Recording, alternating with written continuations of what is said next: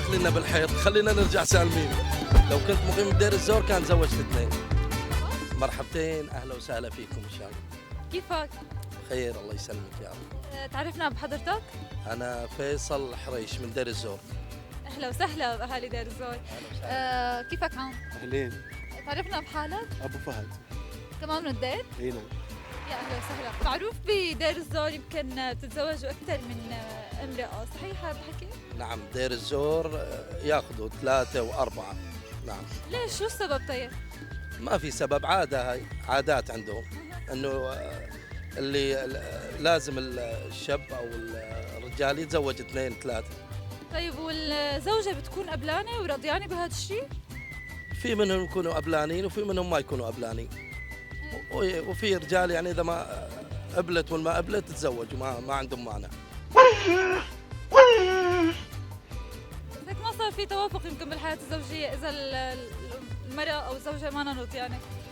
اي صحيح، بس انه لا، في يعني احيانا يعني اكثر الاوقات انه بترضى، يعني عادي ما عندها مشكله بترضى مو بارادتها. بتزعل طبعا، تزعل بالبدايه بس يعني. كم زوجه متزوج حضرتك؟ وحده. كفو. الله يخليك. قد ايه بتحبك زوجتك معناها؟ كثير. الله يخليكم لبعض. وحضرتك؟ انا متزوج وحده والله. اي الله يخليكم لبعض. لا تني لأن انا صحيح من دير الزور بس مقيم برا. لو كنت مقيم بدير الزور كان زوجت 2. ما بيخلوني اقعد هناك اذا ما انا متزوج 2. يا قلبي يا قلبي يا قلبي يا قلبي. في طلعت برا عشان اني ما اتزوج الثاني. قانون اجتماعي؟ قانون اجتماعي لازم تتزوج 2 و3. اي هلا اللي بتزوج وحده بيقعدونه عند الباب برا، واللي كان 2 بيحطونه على الصحن اول واحد. اذا مثلا بليله العرس البنت طلعت معنا عذراء، شو تصرفك هون اذا بتصير معك هيك حادثه؟ بستر عليها وفيني ثاني يوم برجعها بيت اهلها يعني. وانت شو بتعمل؟ بتستر عليها او ترجعها على بيت اهلها؟ انا برجعها ببيت اهلها. اي وبتزوج وحده ثانيه. وحضرتك؟ انا والله ما بيمر علي مثل هيك يعني.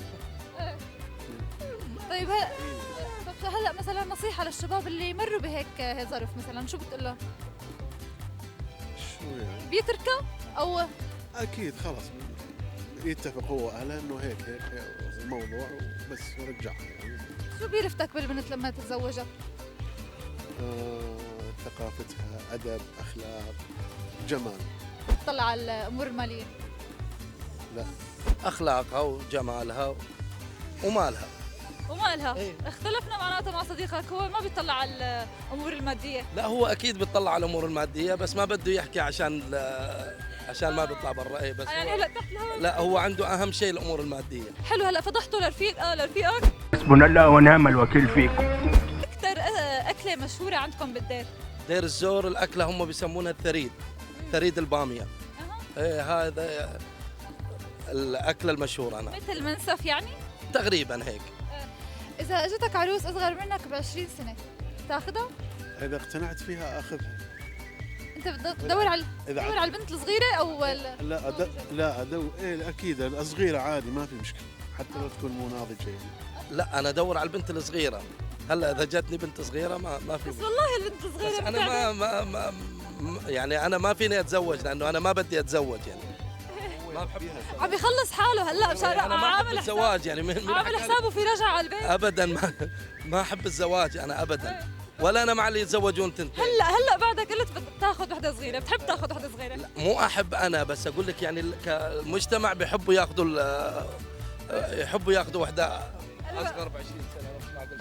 طيب وعلى قولة شو اسمه لا تدخلينا بالحيط، خلينا نرجع سالمين.